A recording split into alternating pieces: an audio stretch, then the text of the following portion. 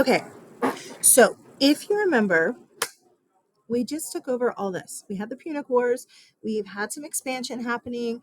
Rome is now modern day Italy and Greece, North Africa, but not Egypt. And that matters for today. Not Egypt, okay? But this side of North Africa, part of Spain, and the islands in here. So Rome basically has control of the western side of the Mediterranean Sea, but obviously not this yet. Okie dokie. So, do you remember what makes a patrician a patrician? They have land. They are large landowners. Okay? Well, there are plebeians who want to get land and become those large landowners and get to be patricians. And patricians get to vote for senators and stuff. They want to have a say in things. So now that we have all this land, a whole bunch of plebeians are trying to get this land. They're trying to buy it up. And the majority of the patricians are stopping them at every single turn. Because, again, just like one patrician, no, just like one plebeian voting is no big deal. That is not a threat to a patrician. But a whole bunch of plebeians who are now patricians voting, that could be a threat. That could be a problem. So they're stopping them. What a bunch of jerks. That being said, this empire lasted for a while, but it is about to fall flat on its face. And it really all starts with these guys. That's not true. It started before that with the whole land grab, but that, whatever.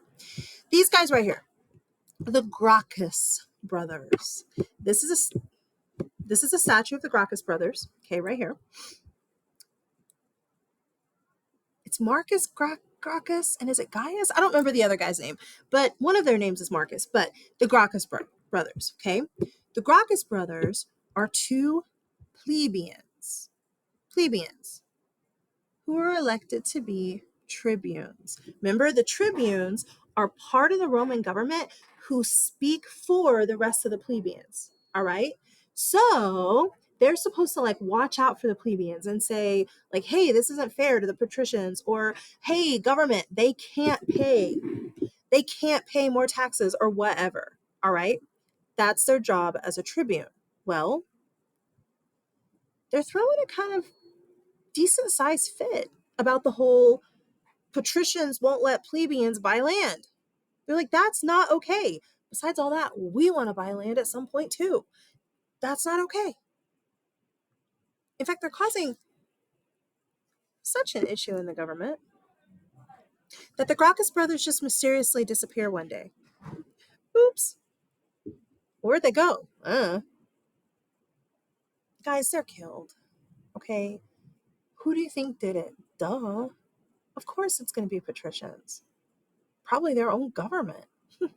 But the Gracchus brothers end up mysteriously disappeared. One of them, I don't remember which one, but one of them's like dead body washes up in the Tiber River, and people are like, "Oh my gosh!" and like everything hits the fan, and the city of Rome riots. The empire now of Rome is not rioting; it's the city of Rome. The people in the city of Rome just lose it. They're like, these are the guys who were like taking care of us. These are the guys who were like I don't know, speaking for us. These are the guys who were trying to push for this land reform. And y'all just killed them. And so all Hades breaks loose. Eventually, because y'all, a ton of patricians get killed during these revolts. It's chaos in the city of Rome. Eventually, all right, I don't know, compromise or whatever that is made is this. The government will kind of change a little bit. All right. We're not going to have two consuls. We're going to have three rulers. And they all will have equal power. How's that different? Especially considering who the men are. These are our three men. First guy on your left His name is Marcus Crassus. Marcus Crassus. Marcus Crassus was a rich dude. Really, really, really, really rich dude. Yeah? So he's a patrician. So he speaks for the patricians. He watches out for the patricians. He is a patrician. Then we have this guy. Let me move this so you can see his name. Pompey. I don't remember his whole name. It's like really, really long, but Pompey is what people know. And I've already had kids say, "Are you sure it's not Pompeii?" Yeah. Pompeii is spelled with E-I-I at the end. Pompey. That's Pompey. And I know Pompey's kind of silly looking, bless his little heart, but that's Pompey. Pompey is like a career politician. He's also really, really rich. Anyway, I was about to say, by the way, doesn't Crassus look like he's about to murder you? But that was my like squirrel moment. Pompey's another really, really, really rich patrician dude who, again, just like Crassus, is going to speak for the patricians because he is one. But whatever, they're thinking, this will work. This will calm the people down. And it actually does, because of the third person that they choose to be in this new government. The third person is this guy on your right, Gaius Julius Caesar. His first name is Gaius, Gaius, Gaius Julius Caesar. Julius Caesar. You've all heard of him, yeah? Julius Caesar is from a patrician family also. Now, they're noble, they're patrician, but they're not as like rich. Like if they were sitting in my classroom, they're not at the very top. They're at the bottom of the nobles. Okay, just envision how we role play. They're at the bottom of the nobles. All right. So, Caesar's family, they are patricians, they are rich, things are great, but not rich, rich, rich. So he's going to have a little bit more of what we today would classify as like more of like a middle class mindset, even though they really didn't have middle class at this time. But he's a general, and that is the key. He's a general, and so he works with a lot of like commoners, a lot of plebeians, and he has a lot of respect for a lot of the plebeians because he's like, dude, they're beasts on the battlefield. So he doesn't really care. I don't want to say that. Y'all, it's a mistake to think he doesn't care about social status. I'm sorry, I'm not being rude. Nobles are always going to care. It's just the way it is. But Caesar's going to be a little bit more, I don't know, whatever, for what we call merit based. Merit is what you do, not who you are. Caesar looks at his military men and he's like, okay, this patrician does a great job. Yay, he's a patrician. But this plebeian, what a beast of a warrior. That matters. Because. Okay, so Julius Caesar's rise to power. We're going to kind of pick up this story in a minute, but I do have to back up a little bit so we can talk about what the heck has Julius Caesar been doing? Why was he even chosen to be part? I didn't even tell you what this government is called. This government where you have three dudes in power and they all share equal power, it's called a triumvirate. Tricycle, triceratops, three. Okay. Triumvirate. Three men rule equally, in theory, together. Guys, think about the number three. You're always going to have at least one guy who might be overpowered by the other two. You'll always have situations like that where two guys can gang up on the other one or whatever. It's going to happen here too. So, a little bit of backup on who the heck Julius Caesar is. Okay, Julius Caesar, as I told you, he has been in the military forever. He's like a career military dude.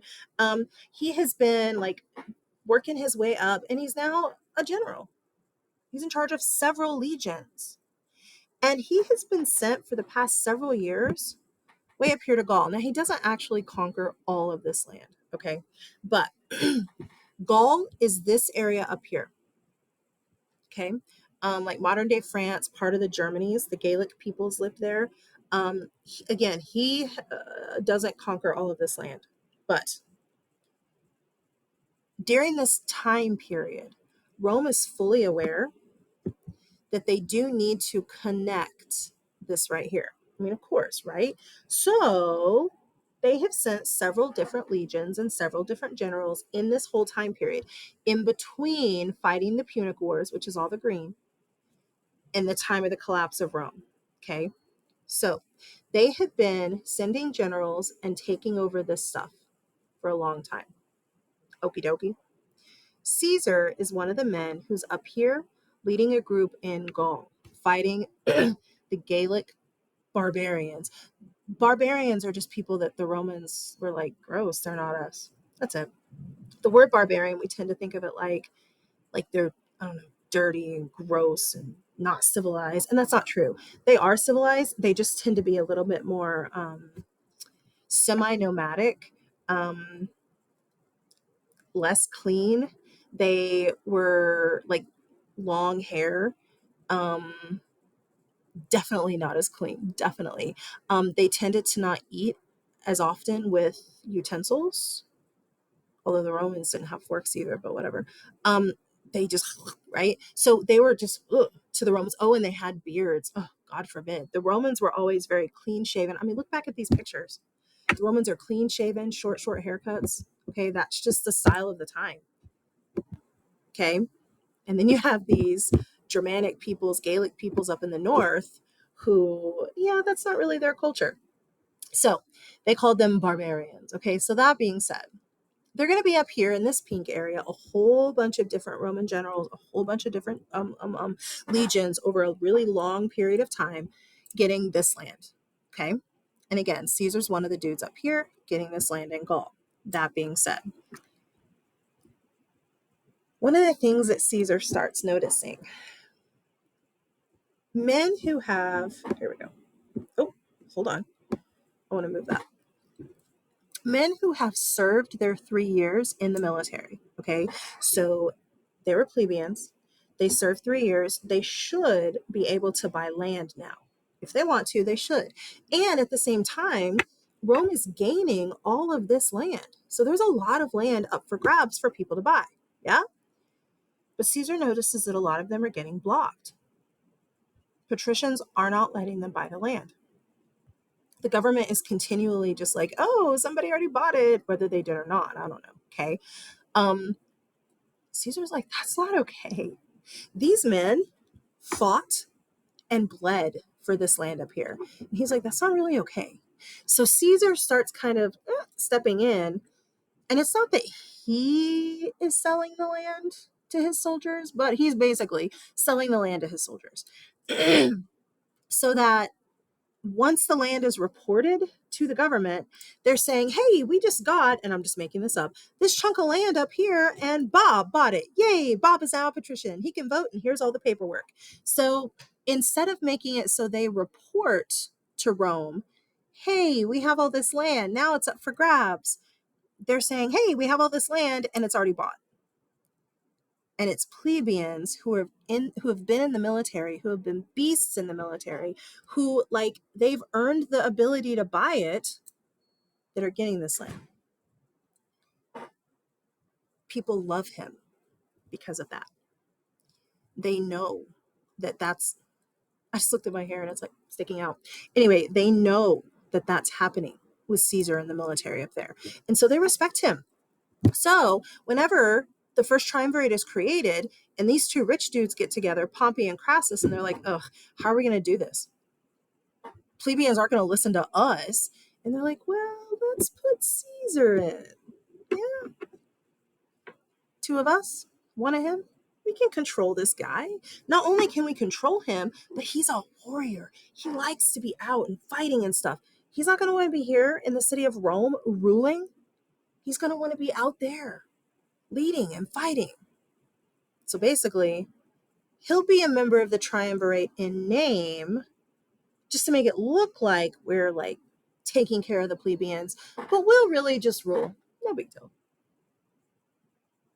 Okay. As this is going on, Okay, the Triumvirate. Crassus? At some point, I don't remember why, I don't remember the whole story, I don't care. I'm sure it was just, I don't know, sickness or something. But Crassus dies. Oops. Crassus dies. Now it's just Pompey and Caesar. Okay, if we have a triumvirate, three, and one of those men die, two left, shouldn't we replace who just died? Yeah. Yeah, that doesn't happen. Crassus doesn't get replaced. And Caesar's off somewhere, and Pompey is just like there by himself, like, I'm in charge. Dude, not cool. Then Pompey starts kind of coming down on Caesar, like, dude, you need to stop this, like, selling people land. You need to stop this. Caesar's like, Pompey sends word and says, step down. You are no longer a member of the Triumvirate. Caesar's like, guys, I told you all last year in world history, you have got to be careful who your generals are. If your general doesn't totally support you, your general can lead men who support him against you. So Caesar's men wholly support him. They respect him. They don't have any respect for Pompey at all. Caesar says, boys, I've been kicked out of the Triumvirate by Pompey. What a jerk. And all the men are like, what? And he's like, let's march on Rome. Okay, y'all. Up to this point,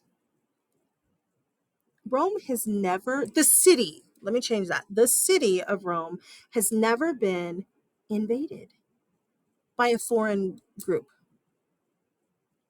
The city, not the empire, the city itself has never been invaded like by somebody trying to attack. They had no idea what this was like. Think about us. Like, we haven't had somebody invade here and try to attack us. We'd be like, what do we do? Right? Julius Caesar takes his own men and they march on Rome, effectively causing a civil war, basically. But again, it's not really in the whole empire. It's mostly in the city of Rome. I mean, you're going to have people that know about it and stuff, and they're like, yeah, death to Pompey, way over in Spain or whatever. But this is really just happening in Rome, the city, all right? But it's absolute chaos, okay? All of a sudden now, the military enters, and Pompey, he escapes. Well, what a punk. Where does he end up going? Egypt. Because, I mean, where else would you go? Egypt. Now, that seems weird. Look at Egypt on the map. It's not really that far, okay? Rome is here. Egypt is here. I mean, it's not far, okay? It is out of the Roman Empire. So it's like, whoo, I'm out of Rome. I'm safe. Where are you? Pompey will end up killed, okay? I don't remember this story, y'all. It's been so long since I had Roman history in college, like 20 years. But I think he was killed. I'm positive he was killed from behind, maybe. If I remember right, I think he was killed in the river, but I could be mixing him up with Brutus. I don't know. It doesn't matter, but whatever. Who cares? He is killed by some dude finally in Italy, not in Italy, in Egypt. Awesome. Pompey dead. Civil War won by Caesar. Woo! Yay. Okay. We have what kind of government here? A triumvirate. Caesar doesn't replace Pompey or Crassus either. Oh, I forgot about this whole Cleopatra thing. Well, we'll talk about it later. Okay. Whenever all is said and done, peace, okay? The Senate, 300-ish men, although several of them have been killed, by the way, in the riots and all kinds of stuff. But anyway, 300-ish men. In fact, it's quite a bit cut because of the riots and the Civil War and all that. But the Senate gets together and they're like, okay, what are we going to do? It is decided that Caesar is going to be made dictator, but just for 1 year. Okay, dictator is a like new word, although really you had it last year in world history. But dictator, one dude rules, he takes power. This isn't the same as a monarchy. That's my phone. In a monarchy, you have hereditary rule. In a dictatorship, some dude just steps up and takes the power. Now, Caesar, it's not a monarchy. Okay, his father was not in charge. He takes power by himself. Now, in the past, when I used to teach ancient world, kids would say, but he didn't take power, he was given power. Hold that thought. So Caesar is declared to be dictator just for 1 year. All right. The idea is we'll like come back from the civil war, we'll calm the people down, we'll calm the plebeians down, we'll fix the destruction in the city of Rome. Okay, we'll calm things down, and then we'll figure out what to do next. Are we going back to a republic? What are we doing? Well, Caesar decides that he doesn't want to be a dictator for 1 year. And he suddenly, out of nowhere, declares himself dictator for what? What? Okay. Does this look tyrannical? Yeah. Is Caesar a tyrant? Do you know when I was in college, again, like 20, 25 years ago, that was one of my like essay questions that I had to do. Like, do I believe that Caesar was or was not a tyrant? And I'm not going to tell you what I believe, but I will tell you this. That looks bad. That looks like, oh my gosh, this guy's on his way to being a tyrant. And he may have been, but he dies. So would he have been? Would he have not? Who knows? Who cares? Spoiler alert, by the way. Spoiler, he dies. But um, that looks bad. I'm sure the Senate was standing there with their mouths falling open, going, what did he just say? Did he just declare himself dictator for life? What? Okay. I'm sure at that moment, immediately, people were like, oh, this dude's got to go. I'm sure people were freaking out. But the people of the city, not the senators, the people of the city of Rome are just like, cool. We like him. We'll take him. It's been chaos in here. We had the riots after the Gracchus brothers died. We had the Civil War. There's stuff happening in the hallway. So they're just like, oh my gosh, do we just want some calm? And if Caesar's going to bring it, whatever. When Caesar does like really officially like take over by himself, look at this word. Reforms. He does a whole series of reforms in Rome. A reform is a change, but it's not a negative change. A reform is something where, in theory, now I know you and I both know it's not always true, but in theory, a reform is trying to make things better. I know that's not always the way it is, but that's the idea of a reform. So, this guy who looks like a tyrant by taking power reforms? Are we confused? You should be. Is he a tyrant? I don't know. And I will tell you in my essay, I'm still not going to tell you what I think, but in my essay, I did argue both sides. I argued why he might be considered a tyrant, and I argued why people might not consider him a tyrant. Then my third paragraph was what I personally thought, and I'm not telling you that. So, okay, his reforms. One of the first things that he does is he looks at the Senate. The Senate is supposed to have 300 men. Yeah, it's like slash, and I don't remember the numbers, but again, because of the riots, the Gracchus brothers riots, because of the Civil War and stuff, because senators were running away, people left Rome at this time. People were killed by plebeians. People were killed by the military. So there's people dead, and we need to replace the numbers of the what's it called the Senate. So Caesar does that by stacking the Senate. The phrase stacking, it's not just normal elections. And this doesn't look good. This looks tyrannical. He's going to stack the Senate with men who support him. He didn't put in a bunch of upper level patricians. He put in people that backed him. So these are military men. These are men who he even may have sold land to. Do you know he also starts allowing, how dare he, non-Romans? Okay, now wait. Technically, they would have been Romans, all right, because they would have gotten their, what's it called, citizenship by fighting in the military. But there were men in Gaul, in the Germanies, up here. It's not the Germanies yet, but whatever. Up here, okay, who were conquered, and they were like, okay, we give up. We'll be part of Rome, but I want to be a patrician. So they joined the military. It's not a ton, okay, but it's enough that they're non-Latin, non-Italian, non-Etruscan or Greek, whatever you want to call them, non-traditionally Roman men who want to be in the military. They've been in the military. They've been fighting on the side of Rome in the military. And Caesar says, I'm putting them in the Senate because they back me. The people who are like the hardcore people from Rome, like generationally they've been from Rome. They're like the big time rich patricians in Rome. They're like, oh dear gosh, the world is ending. Caesar is stacking the Senate.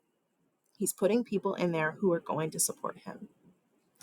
Again, that's another doesn't look good moment for Caesar. But then look at what else he does. He says, okay, look, the empire of Rome is getting so big now. It is absolutely ridiculous of us to not allow citizenship to people we have conquered. He's going to allow conquered people to have citizenship. Now, do they still have to fight in the war or in the military? Yeah, if they ever want to be able to buy land. But if they're like, I don't have any money anyway, they're a citizen, but they don't get to buy land. You have to be in the military for 3 years to buy land if you're a plebeian. So as you're given citizenship, you're automatically a plebeian. Okay? If you want to be in the military, cool. If you don't, whatever. Again, I'm pointing at the noble desks, I'm sorry. These old school noble patricians that have been part of Roman culture for hundreds and hundreds of years, they're like, that is not okay.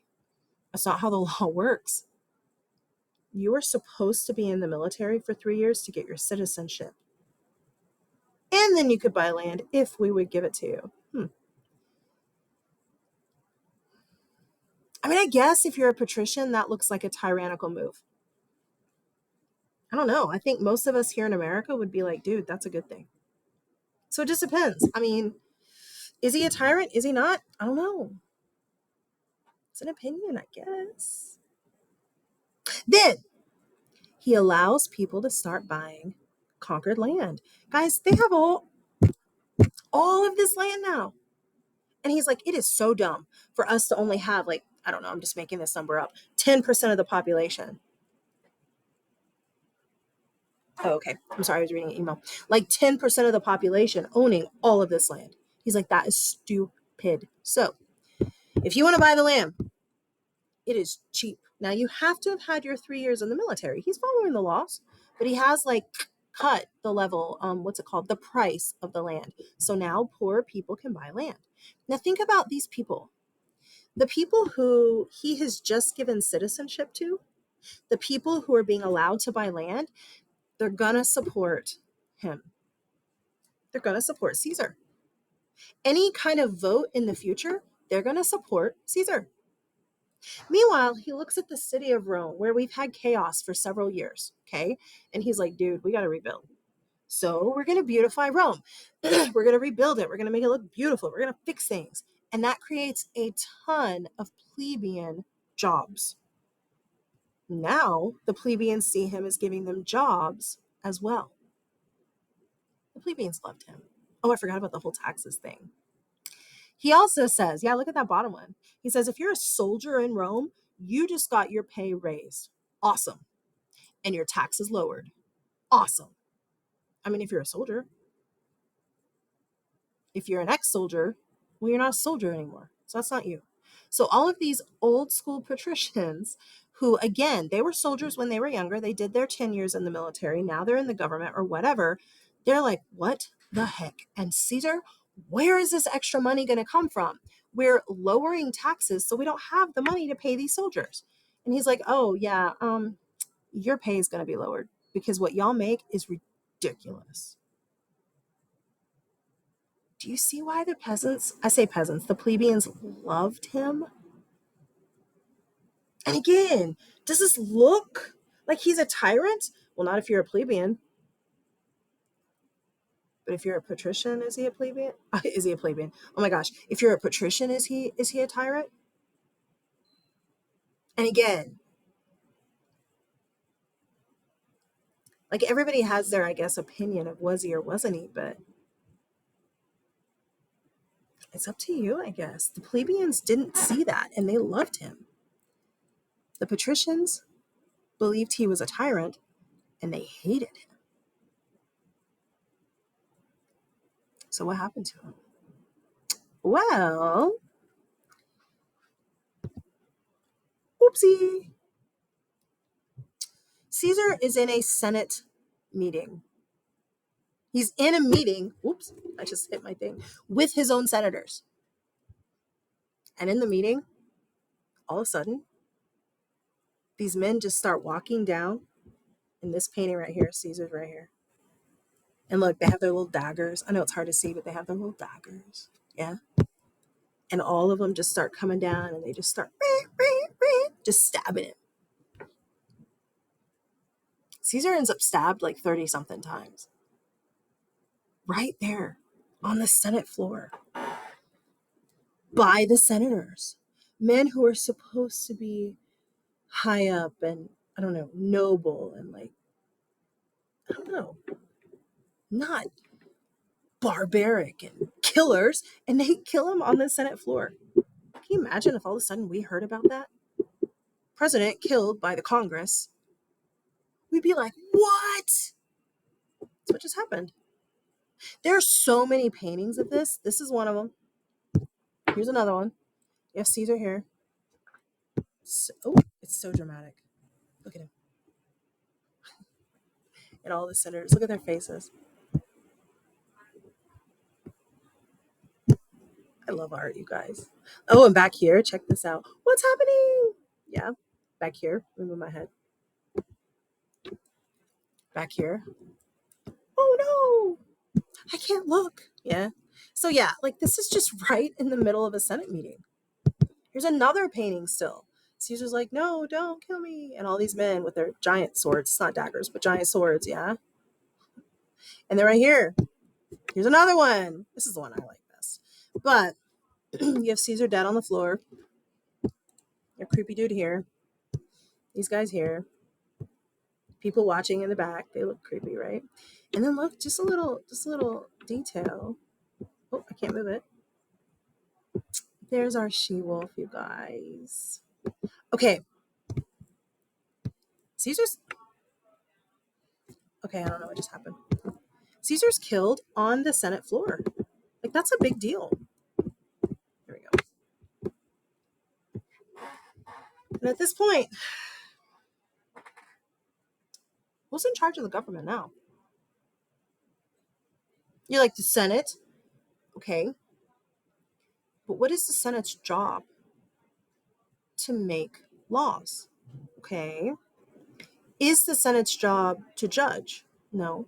Well, we still have praetors. Is the Senate's job to execute, carry out those laws? No. That was the job of the consuls. That was the job of the Triumvirate. Well, what now? What now?